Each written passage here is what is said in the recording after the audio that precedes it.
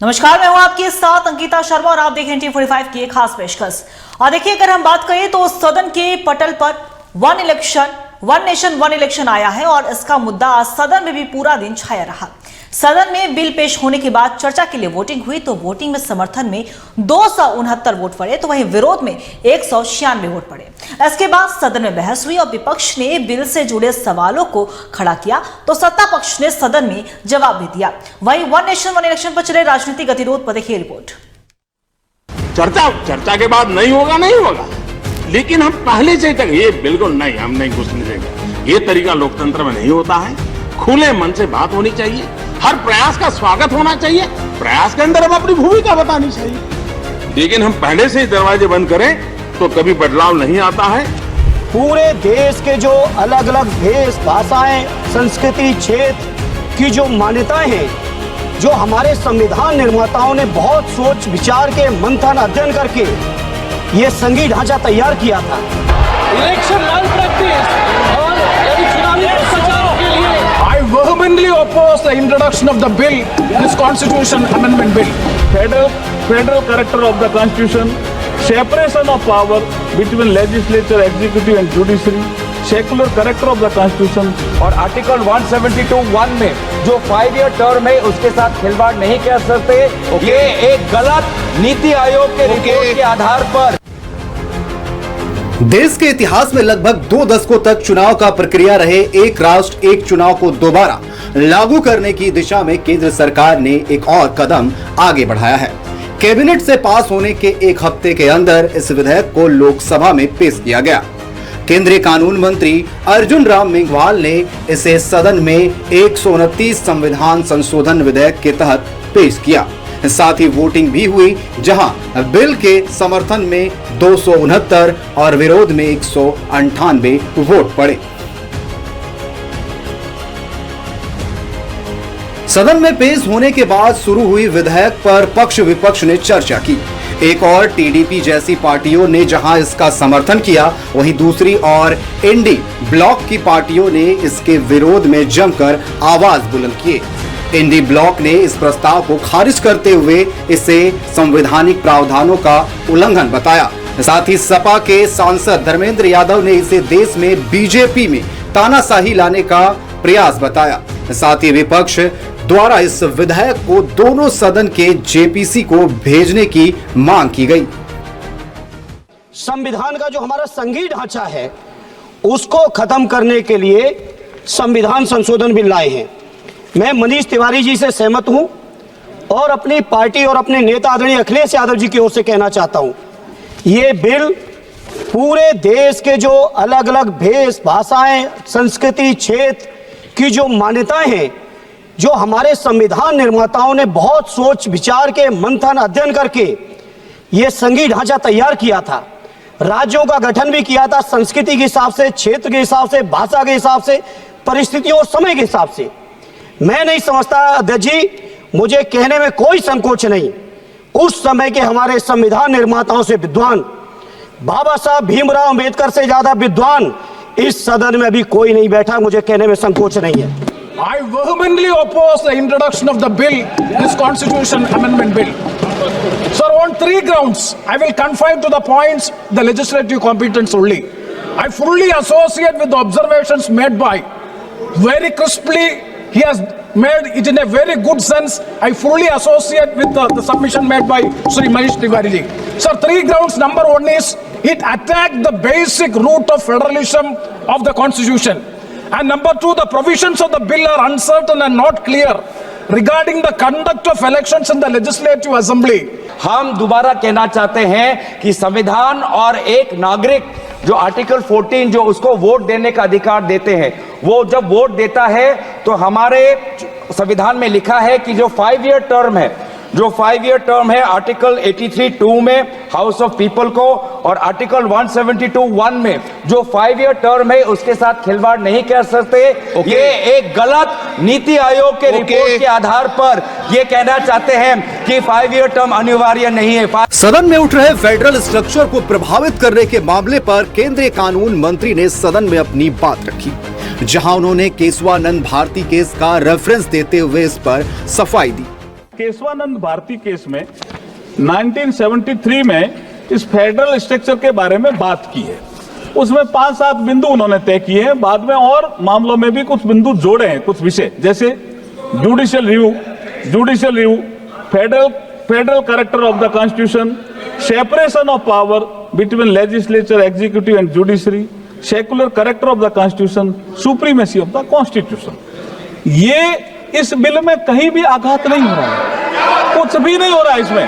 जो basic structure में कहीं भी कोई छेड़छाड़ नहीं की जा रही है। मोदी सरकार अपने पहले साल से ही वन नेशन वन इलेक्शन को लेकर गंभीर है। दिसंबर 2015 में लॉ आयोग ने इससे देश में करोड़ों रुपए बचत होने की बात कही। जून 2019 में पीएम ने इसे लेकर ऑल पार्टी मीटिंग की। दिसंबर 2023 में इसे पूर्व राष्ट्रपति की अध्यक्षता में कमेटी का गठन हुआ। मार्च में कमेटी ने अपनी रिपोर्ट राष्ट्रपति को सौंपी। 12 दिसंबर को केंद्रीय कैबिनेट ने इसकी मंजूरी दी और आज सदन में यह बिल पेश हुआ। इस बिल के एक्ट बनने के बाद संभावना है कि 2034 से फिर एक देश एक चुनाव देखने को मिलेगा। Bureau report E45। इधर सदन में बिल तो पेश हो गया और इसके बाद इस पर चर्चा हुई, लेकिन दूसरी तरफ पूरे देश भर की राजनीति गरमाई हुई है और बिहार झारखंड में भी इस बिल को लेकर राजनीतिक प्रतिक्रियाओं का सिलसिला लगातार जारी रहा है। इसका विरोध पहले ही किया है और एक समय था जब दो दलों उनका, एक तरफ कांग्रेस एक तरफ दूसरे बड़े दल थे, जब वन नेशन एक चुनाव होती थी पूरे देश भर। और शायद 1965 के बाद से ही जब मिड टर्म पोल होने लगी, जब तो आस्ते आस्ते वो चीजें जो है खत्म हो गई। अब फिर से वन नेशन वन पोल करने का मतलब है जो छोटी पार्टियों को खत्म करने की एक साजिश है पूरे देश भर में। तो इसलिए हम लोग इसका विरोध करते हैं। जनता तय करेगी सरकार किसकी होगी, कौन उसके रिप्रेजेंटेटिव होंगे। जबरन जनता के ऊपर कुछ चीज थोपना हम समझते हैं जो ये गलत है। देखिए, वन नेशन वन इलेक्शन की जहाँ तक बात है तो हमें लगता है कि ये भारत के जो संविधान है उसके खिलाफ है।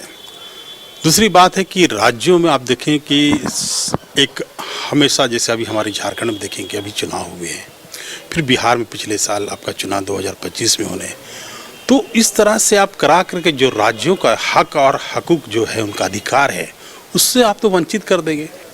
और जहाँ तक बात है कि राज्यों का, तो भारत देश तो पूरा एक संघीय ढांचा है राज्यों का, तो उस भारत देश में इस तरह का एक कानून लाना और एक हिटलर साहित्य टाइप का चलाना, ये हमें लगता है कि जो जनता की मूल समस्याएं हैं, जो मूल विकास की बातें, उस पर कहीं ना कहीं आने वाले दिनों में बाधक होगी।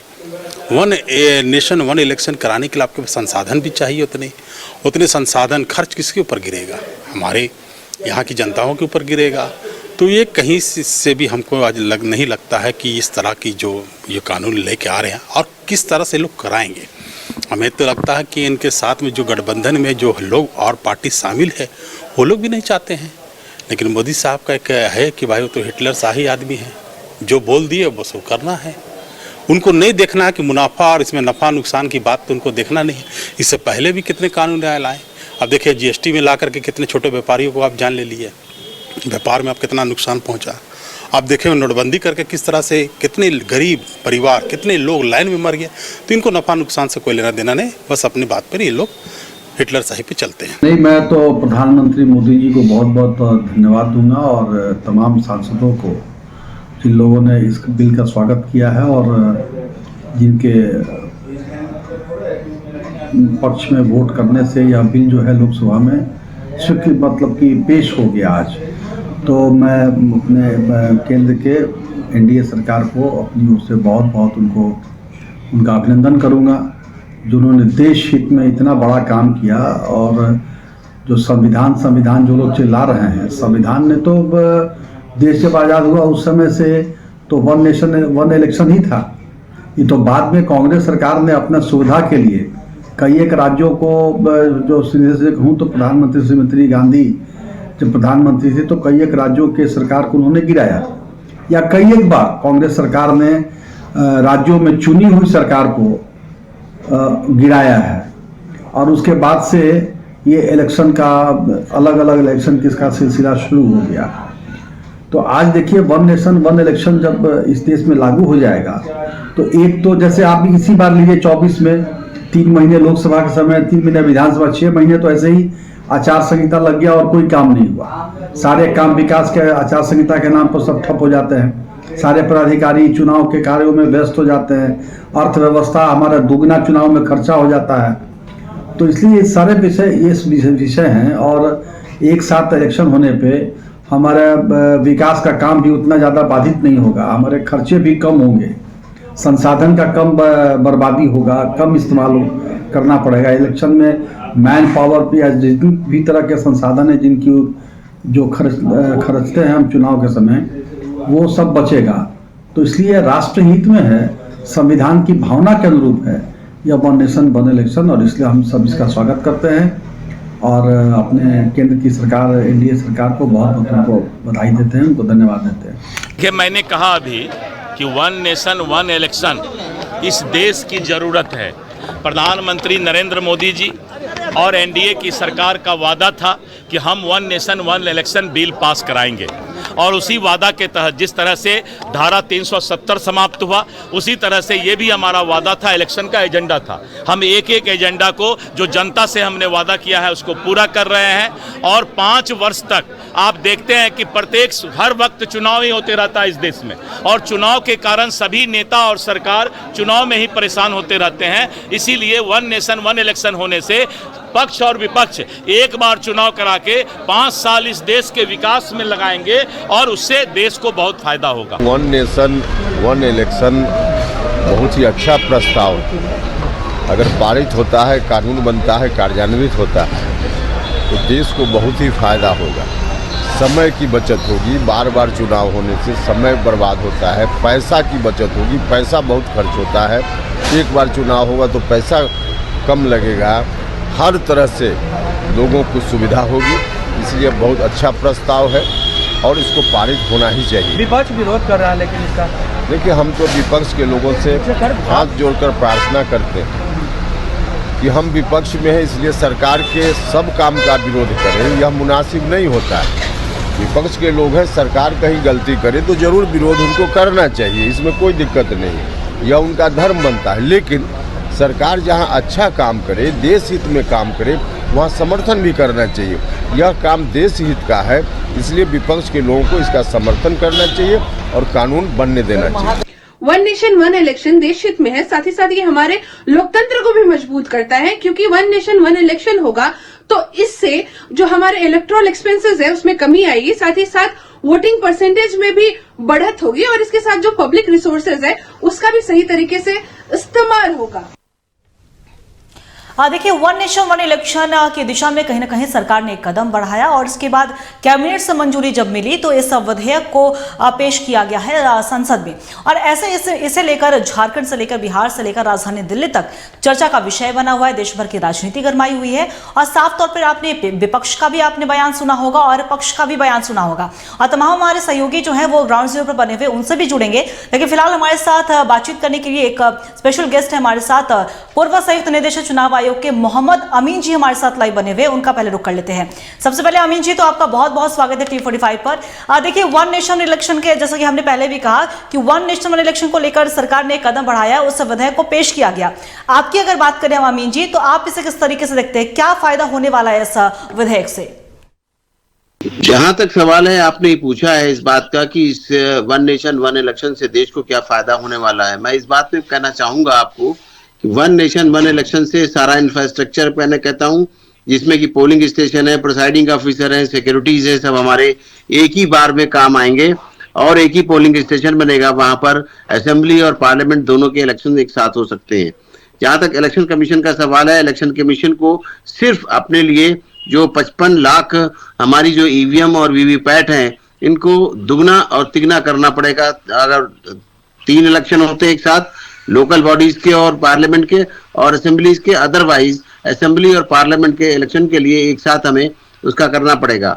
यहाँ तक इससे देश को ये फायदा होने वाला है कि जो भी बार बार देश के अंदर जो शुरू होता है जब भी इलेक्शन तो उस पर मॉडल कोड ऑफ कंडक्ट लग जाता है, उससे सारी योजनाएं रुक जाती हैं सारी देश की, और उसमें बड़ी परेशानियां होती हैं। इसलिए वो एक साथ ही मॉडल कोड ऑफ कंडक्ट लगेगा और खत्म हो जाएगा, एक साथ चुनाव होगा, उसमें सारी सुविधाएं एक साथ ली जाएंगी, सारे अधिकारियों को एक साथ काम करना पड़ेगा, उसके बाद सारे 5 साल के लिए फ्री हो जाएंगे। जहां तक सवाल है पार्टियों को भी परेशानी नहीं होगी, उनको बार बार इलेक्शन में जाने के लिए, अपने खर्चे को बचाने के लिए। मैं समझता हूं एक ही निगेटिव चीज होगी, जो कि छोटी छोटी पार्टियां वो समाप्त हो जाएंगी, सिर्फ राष्ट्रीय पार्टियां रह जाएंगी, क्योंकि छोटी छोटी पार्टियों का अपना देखिए, बिल्कुल अमीन जी, आपने कहा कि पार्टियों को परेशानी नहीं होनी चाहिए, लेकिन हम देख पा रहे हैं कि जब से वन नेशन वन इलेक्शन को विधेयक को पेश किया गया है, बिल्कुल लाया गया है, तो सदन में वोटिंग भी हुआ, 269 और 196 का ऐसा आंकड़ा निकल कर सामने आया जब मतदान हुए वहां पे। तो ऐसे में जो मत के बाद जो निकल कर सामने कि विपक्ष इसका पुरजोर विरोध कर रही है, तो आखिर वन नेशन वन इलेक्शन का विरोध क्यों किया जा रहा है विपक्ष की ओर से? पार्टियों का कारण क्या है अपोज करने का, कि छोटे छोटे 2-2, 4-4 MP और MLA देके वो सारे अपने को सुप्रीमोस कहते हैं, और पूरे देश में उनके पास ना नेता है, ना इंफ्रास्ट्रक्चर है, ना पैसा है, तो वो पूरे देश में टाइम टू टाइम ब्लैकमेलिंग करती है, कभी इधर जाती है, कभी उधर जाती है, और वो स्टेट की छोटी छोटी पार्टियां, स्टेट में भी उनका अस्तित्व नहीं है, लेकिन वो देश में चाहती है, तो राज करना वो देश में पॉसिबल नहीं हो पाएगा उनका। और अगर एक साथ चुनाव होंगे तो एक ही चुनाव पे उनका ध्यान केंद्रित होगा, एक ही धन का खर्च होगा, एक ही पैसे उनके कैंडिडेट होंगे। आपने अक्सर देखा होगा कि कुछ पार्टियां हैं जिनके कि MLA लड़ते हैं, और MLA लड़ने के बाद अगर देखते हैं कि सेंटर में फायदा है तो वो MP लड़ जाते हैं और MLA रिजाइन कर देते हैं। यही खेल चलता रहता है। कभी पार्लियामेंट में जब स्टेट में बनना होता है, मेजोरिटी लेनी होती है, तो पार्लियामेंट के MP को लड़ा देते हैं और असेंबली के कैंडिडेट बढ़ा लेते हैं। ये सब चीजें बंद हो जाएंगी, सब एक साथ काम नहीं हो पाएगा। देखिए अमीन जी, मेरा आपसे एक और सवाल रहेगा। देखिए, वन नेशन वन इलेक्शन को तो सरकार लेकर आ गई है, इसका विरोध भी किया जा रहा है, लेकिन क्या वन नेशन वन इलेक्शन को एक बड़े पॉलिटिकल रिफॉर्म के रूप में देखा जा सकता है? क्योंकि इसका जो विपक्ष जो लगातार इसी का मुद्दा बनाकर सरकार पर हमला बोल रही है। देखिए, इसमें जो रिफॉर्म चाहता था इलेक्शन कमीशन, वो भी फायदा होगा, और जो देश के अंदर व्यवस्था है वो भी एक साथ लागू होगी, एक साथ खत्म होगी, और ये जो हॉर्स ट्रेडिंग है, ये सब चीजें बंद हो जाएंगी, और जो उनका मन बदल जाता है समय समय पे, वो भी मन बदलना बंद हो जाएगा, क्योंकि फिर वो जानते हैं कि इलेक्शन उतने ही पीरियड के लिए होगा और उसमें हार और जीत भी हो जाएगी। तो इसलिए उनको परेशानियां बढ़ेंगी लोकल पार्टियों को, और लोकल पार्टियां जो सौदेबाजी करती थी, उनका सौदेबाजी करना समाप्त हो जाएगा। मोहम्मद अमीन जी, मेरा आपसे एक आखिरी सवाल होगा। देखिए, आप पूर्व संयुक्त निदेशक भी रह चुके हैं चुनाव आयोग के, तो जाहिर सी बात है आप चुनाव को बेहतर ढंग से समझते भी होंगे। तो ऐसे में अगर वन नेशन वन इलेक्शन की जिस तरीके से आपने भी बात कहा कि आंकड़ा जो कहा जाता है कि ज्यादा खर्चे होते हैं और पार्टियों को भी समझने की जरूरत है, तो इसी से मेरा रिलेटेड एक सवाल होगा कि वन नेशन वन इलेक्शन से देश को जो इकोनॉमिकली कह रहे आर्थिक रूप से कितना फायदा मतलब कि देखने को मिल सकता है? क्या आर्थिक रूप से भी इससे फायदा देखा जा सकता है? में हजारों करोड़ रुपए खर्च होता होगा। पता है, पिछले इलेक्शन में हमारे 70,000 करोड़ रुपए खर्च हुए थे। अब आने वाले इलेक्शन में 1000 करोड़ से कम नहीं होंगे, तो इसलिए 70,000 और 1000 तो देखना फर्क पड़ता है पैसे का। और देखिए, स्टेट तो स्टेट देती है और सेंटर का जो है पार्लियामेंट देती है, लेकिन एक साथ खर्चे होंगे, कई खर्चे बच जाते हैं। जैसे सिक्योरिटी का मूवमेंट है, हमारे जो ट्रांसपोर्ट का मूवमेंट है, हमारे ट्रांसपोर्टेशन का सवाल है, हमारे जो वो पोलिंग स्टेशन बनते हैं उनका सवाल है, खर्चा एक ही होगा। इसलिए कई जगह से खर्चे हमारे बचेंगे और अधिकारी भी एक साथ ही जाएंगे और एक साथ ही वापस आएंगे। देश के इकोनॉमी पर बड़ा प्रभाव पड़ेगा, और जो हमारे समय समय में मॉडल कोड ऑफ कंडक्ट लगने से हमारे काम रुक जाते हैं, योजनाएं रुक जाती हैं, और योजनाएं चलती रहेंगी, और जो पैसा है वो एक साथ लगेगा, बचेगा देश का। और बहुत सी चीजें हैं, इसमें पार्टियों को भी फायदा होने वाला है। ऐसा नहीं है बार बार चुनाव होते हैं तो उनके पार्टी वाले बार बार परेशान होते हैं। बहुत बहुत शुक्रिया आपका मोहम्मद अमीन जी, आप हमारे साथ जुड़े उसके लिए। तो ये थे हमारे साथ पूर्व संयुक्त निदेशक चुनाव आयोग के मोहम्मद अमीन जी, जिन्होंने साफ तौर पे कहा कि उन्होंने इसका एक तरफ अगर हम विपक्ष जिस तरीके से विरोध कर रही है तो उसे लेकर उन्होंने कहा कि नहीं होना चाहिए, क्योंकि कहीं ना कहीं 70,000 करोड़ खर्चा होता है चुनाव को कंडक्ट करने में। तो अगर वन नेशन वन इलेक्शन विधेयक पास होता है, उस पर सहमति बनती है, तो कहीं ना कहीं वो जो खर्चा जो भार पड़ता है वो जरूर कम होगा, और 1,000 करोड़ तक का जो खर्च है वो नापा जा रहा है कि इतना हो सकता है। और ऐसे में अगर हम बात करें तो देखिए वन नेशन वन इलेक्शन को लेकर विपक्ष भी कई सवाल उठा रही है, सत्ता पक्ष भी विपक्ष को जवाब दे रही है। तो ऐसे में अगर हम प्रधानमंत्री नरेंद्र मोदी के बीते दिन के बयान भी आपने सुने होंगे, उन्होंने साफ तौर पर कहा कि इस विधेयक पर चर्चा होना चाहिए, ना कि सीधे तौर पर इसे नकारा जाना चाहिए। पहले एक वन नेशन वन इलेक्शन विधेयक को कैबिनेट से मंजूरी मिलती है और लोकसभा में इसे पेश भी किया जाता है, लेकिन विपक्ष की ओर से इसका विरोध किया जा रहा है और करीब करीब इंडिया ब्लॉक के सभी दलों की ओर से विधेयक पर आपत्ति जताई है। कांग्रेस का कहना है कि एक लोकतांत्रिक अधिकार पर चोट है और बीजेपी की जो प्राथमिकताएं हैं वो गलत है। अब ऐसे में देश भर की राजनीति भी इस पर गरमाई हुई है, लेकिन अगर हम ग्राउंड जीरो की हम बात करें तो झारखंड में भी कहीं ना कहीं ये मुद्दा लगातार गर्माता हुआ नजर आ रहा है। आपने झारखंड के तमाम जो राजनीतिक लोग हैं, जो पॉलिटिकल पार्टी हैं, उनकी तरफ से भी बयान सामने आए हैं। आपने राज सिन्हा को भी सुना होगा, आपने अरूप चटर्जी को भी सुना होगा। तो उनका साफ तौर पे कहना है कि अगर इंडी ब्लॉक की हम बात करें तो माले के विधायक हैं, उन्होंने विरोध किया है, लेकिन राज सिन्हा ने स्वागत योग्य इस फैसले को बताया है। और देखिए ग्राउंड जीरो से हमारे साथ सहयोगी प्रकाश हमारे साथ लाइव बने हुए हैं और राजधानी रांची से हमारे सहयोगी मोइजुद्दीन हमारे साथ लाइव बने। वो पहले हम चलते हैं राजधानी रांची, जहां से हमारे सहयोगी मोइजुद्दीन बने हुए। मोइजुद्दीन, देखिए लगातार वन नेशन वन इलेक्शन पर जो चर्चाएं हो रही थी, उस विधेयक को आखिरकार मंगलवार को पेश किया गया और उस पर चर्चा भी हुई। विपक्ष इसका विरोध कर रही है। झारखंड की राजनीतिक गलियारों की अगर हम बात करें तो उसमें भी चर्चा बना हुआ है। फिलहाल आप लगातार लोगों के बीच में बने हुए, आमजनों के बीच, उनका क्या कुछ कहना है, वो क्या सोचते हैं इसके बारे में?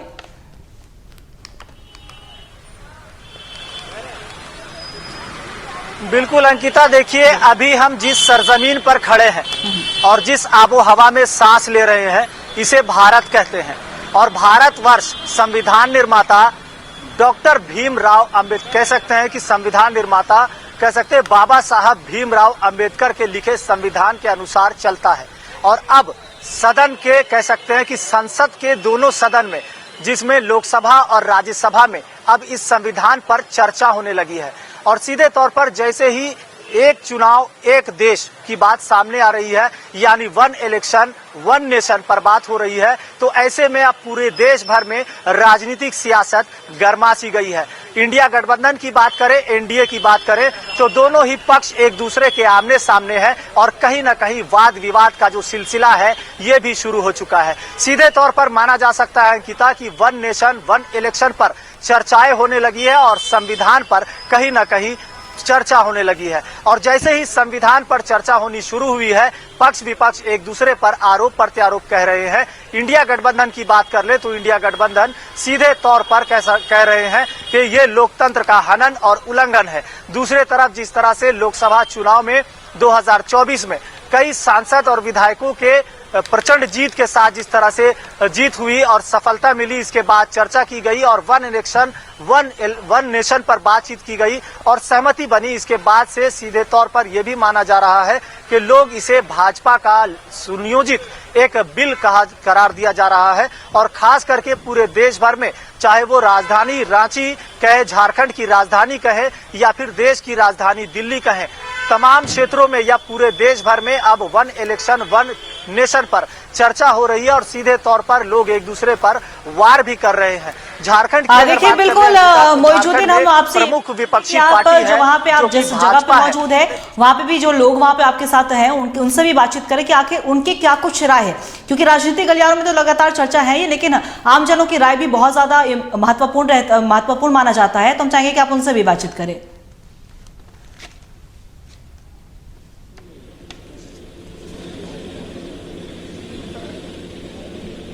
समय है, कई लोग यहाँ से निकल चुके हैं। अभी मेरी बातें हो रही थी कुछ लोगों से, वो लोग तो निकल चुके, लेकिन फिर भी हम एक बार प्रयास करते हैं कि कुछ लोगों से जुड़े और जानने का प्रयास करेंगे कि अब वन नेशन वन इलेक्शन पर जिस तरह से संसद के दोनों, कह सकते हैं कि संसद के दोनों सदन में जिस तरह से लोकसभा और राज्यसभा में इस चीज पर चर्चा हो रही है, कहीं ना कहीं पक्ष विपक्ष आमने सामने है और सीधे तौर पर लोगों का ये भी मानना है कि कहीं ना कहीं लोकतंत्र पर हनन है और लोकतंत्र पर एक बड़ा प्रहार है। लोगों से हम जुड़ेंगे, लोग क्या कहते हैं। वन नेशन वन इलेक्शन का जो बिल पास हो रहा है, केंद्र की मोदी सरकार पर भी कई तरह के गंभीर आरोप लगाए जा रहे हैं, खासकर इंडिया गठबंधन की ओर से।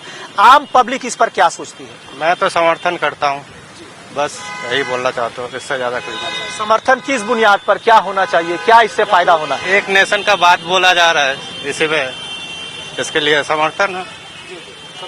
आप क्या मानते हैं sir, one nation one election होना चाहिए? बार बार इलेक्शन में जितनी खर्च हो जाती है, काफी ज्यादा खर्च हो जाती है और लोगों को परेशानी भी होती है उसपे। जिस कारण से एक नेशन एक वोट एक ही बार में हो जाए तो बढ़िया है। पूरा इंडिया गठबंधन कह सकते हैं कि इसका विरोध कर रहा है कि लोकतंत्र पर प्रहार है। देखिए, कोई विरोध करेगा, कोई समर्थन करे, हम लोग तो समर्थन में है इसके। कुछ लोग समर्थन में है, आगे बात करेंगे। वन नेशन वन इलेक्शन पर बात हो रही है। सदन के दोनों, कह सकते हैं कि संसद के दोनों सदन पर बातचीत चल रही है, चाहे लोकसभा हो, विधानसभा हो, राज्यसभा हो, क्षमा कीजिएगा, राज्यसभा हो। अब बात चल रही है कि एक और कह रहे हैं एनडीए गठबंधन की एक नेशन एक चुनाव सही है, दूसरे तरफ इंडिया गठबंधन का कहना है कि ये कोठाघार है। क्या कहेंगे आप इस पे? हम अभी तो कुछ नहीं कहना चाहेंगे, आप कुछ कहना चाहिएगा? अगर पूरे देश भर में एक चुनाव होता है तो युवाओं को इससे कितना फायदा हो सकता है? होना चाहिए, होना इसलिए दोबारा चाहिए। जरूर आएंगे। फिलहाल हमारे साथ प्रमोद पाठक जी जुड़े, रिटायर्ड प्रोफेसर IIT ISM के, उनसे बातचीत कर लेते हैं। प्रमोद जी, सबसे पहले तो बहुत बहुत स्वागत है आपका T45 पर। देखिए, वन नेशन वन इलेक्शन सदन में पेश हुआ, उस पर चर्चा भी हुई और आप भी देख रहे होंगे। तो वन नेशन वन इलेक्शन पे जो चर्चाएं हो रही, विपक्ष जो विरोध कर रही है, आप इसे किस तरीके से देख रहे हैं?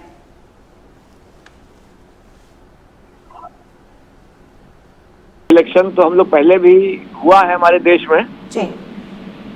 वो हमको लगता है 50 और 60 के दशक में 67 तक ये हुआ है, लेकिन उस समय की देश की आबादी और उस समय जितने राज्य थे, आज वो काफी बदल गए हैं, काफी बढ़ गए हैं। और अब इसके आर्थिक पक्ष चाहे जो भी हो, इसकी व्यवहारिकता पर थोड़ा संशय है, तो ये थोड़ा मुश्किल होगा। अच्छा, दूसरी चीज ये है कि इसमें एक सवाल उठेगा संवैधानिक संशोधन का, और क्या ये बुनियादी ढांचे को प्रभावित करेगा, हमारे जो संविधान के बुनियादी ढांचे को, क्योंकि एक बेसिक स्ट्रक्चर का डॉक्ट्रिन है कि उसमें बदलाव नहीं हो सकता। तो वो तो खैर आगे की बात है। और उसमें सबसे बड़ी जो समस्या आएगी ना, कि हम एक साथ मान लीजिए इलेक्शन तो करवा देंगे, लेकिन वो फिर से वही होगा कि अगर बीच में कोई सरकार किसी राज्य की गिर गई तब क्या होगा, तो राष्ट्रपति शासन लगेगा। तो ये बहुत मतलब जटिल सा एक विषय है और इसमें इतनी आसानी से मुझे लगता है लागू करने में परेशानी आएगी। देखिए, बिल्कुल प्रमोद जी, अगर कोई भी विधेयक जब पेश किए जाते हैं तो मेरिट और डिमेरिट जरूर देखे जाते हैं, दोनों ही पहलू को देखा जाता है। तो आपने मेरिट भी बताया, डिमेरिट बताया। अगर मान लीजिए राजनीति परिदृश्य से अगर हम बात करें तो विपक्ष भी इसका विरोध कर रही है। अगर मान लीजिए वन नेशन वन इलेक्शन, क्योंकि ये पहले भी 10 साल पहले भी इस पर चर्चा हुई थी, तो ऐसे में जब इस बार लाया जा रहा है तो फायदे ज्यादातर क्या देखने को मिल सकते हैं, अगर हम इकोनॉमिकली भी बात कर ले दें? देखिए, बेसिकली जो एक दलील है कि आर्थिक रूप से थोड़ा खर्च कम आएगा, लेकिन लोकतंत्र की मजबूती के लिए और लोकतंत्र की स्थायित्व के लिए वो खर्च बहुत मायने नहीं रखता। आज हम तो दुनिया के तीसरे सबसे समृद्ध अर्थव्यवस्था में शामिल होने जा रहे हैं, तो वो इश्यू होना नहीं चाहिए, क्योंकि हमने एक लोकतांत्रिक व्यवस्था को चुना है। तो लोकतंत्र की मर्यादा की रक्षा के लिए उतना खर्च का कोई बहुत फर्क, मतलब मुझे नहीं लगता कि उससे बहुत असर होना चाहिए। हाँ, कुछ इकोनॉमिकली तो थोड़ा एडवांटेज होगा कि एक साथ चुनाव होंगे, मगर इसको मैनेज करना मुश्किल है, मैनेजमेंट का प्रॉब्लम हो जाएगा। डॉक्टर प्रमोद जी, आपका बहुत बहुत शुक्रिया हमारे साथ जुड़ने के लिए, तमाम बातों को रखने के लिए। तो ये थे हमारे साथ IIT ISM के रिटायर्ड प्रोफेसर प्रमोद पाठक जी। उन्होंने कहा कि कुछ फायदे भी हैं तो कुछ इसका नुकसान भी है।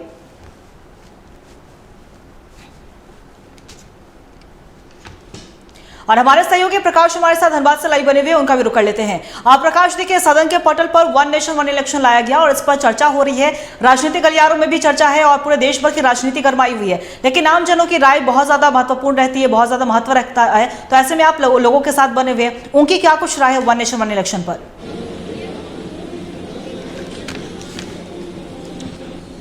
देखिए, वन नेशन वन इलेक्शन को लेकर पूरे देश भर में आज चर्चाओं का बाजार गर्म है और इसी मुद्दे को लेकर हम पहुंच चुके हैं धनबाद के IIT ISM परिसर में। हमारे साथ यहाँ कुछ स्टूडेंट हैं, हम उनसे बात करने का प्रयास करेंगे और जानने का प्रयास करेंगे कि क्या कुछ कहना है वन नेशन वन इलेक्शन को लेकर। क्योंकि अगर सत्ता पक्ष की बात करें तो सत्ता पक्ष एक और जहां मोदी जी का मास्टर स्ट्रोक कह रहे हैं, वही विपक्ष इसका सीधे सीधे विरोध करते हुए कह रहे हैं कि कहीं ना कहीं राज्य के जो सम्मान है उसका कहीं ना कहीं नुकसान पहुंचाया जा रहा था। आइए हमारे साथ ISM के कुछ स्टूडेंट हैं, हम उनसे बात करते हैं और जानते हैं कि क्या कुछ कहना है वन नेशन वन इलेक्शन को लेकर। क्या कहेंगे सर?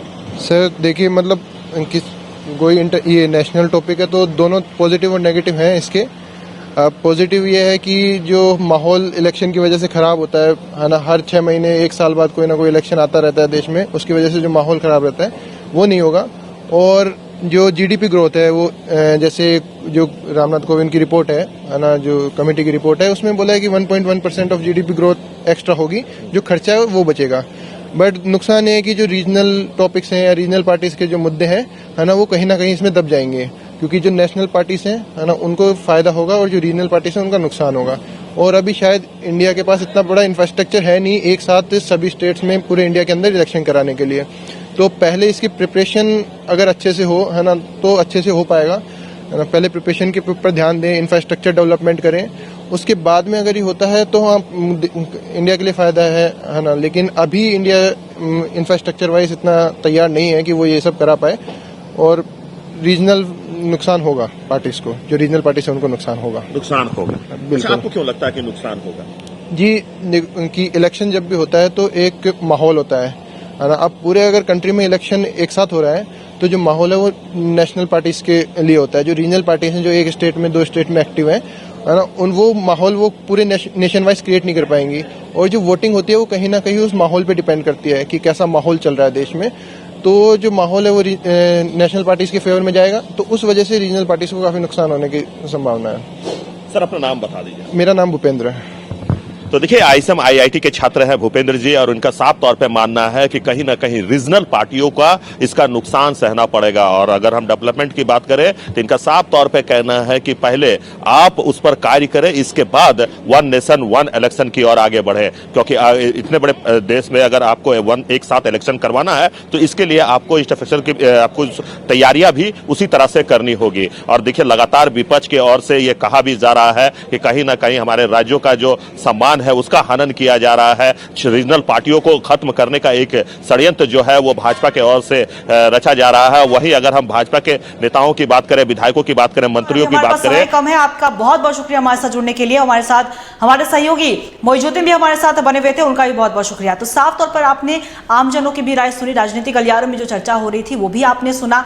आमजनों का कहना है कई समर्थन में है, कई कह रहे हैं कि इंफ्रास्ट्रक्चर पहले स्ट्रांग करना होगा हमारे देश का, उसके बाद ही वन नेशन वन इलेक्शन समझ में आता है। ये विधेयक तभी सक्सेसफुल हो पाएगा जब इंडिया को एक इंपॉर्टेंट जो कह सकते हैं एक मजबूत इंफ्रास्ट्रक्चर डेवलप करने की जरूरत है, ये आमजनों का कहना है। अब देखिए, सदन में चर्चा हो रही है और विधेयक को स्वीकार तो जरूर कर लिया गया है लोकसभा में, लेकिन विपक्ष कहीं ना कहीं इस पर जरूर हामी नहीं भर रही है। अब किस तरीके से और राजनीतिक गलियारों में यह मुद्दा गर्माता है, अब विधेयक पर क्या कुछ फैसले निकलकर सामने आते हैं, इस पर भी हमारी नजर रहेगी। फिलहाल इस खास बुलेटिन में इतना ही। बने रहेगा खबरों के लिए T45 के साथ। दीजिए इजाजत, नमस्कार।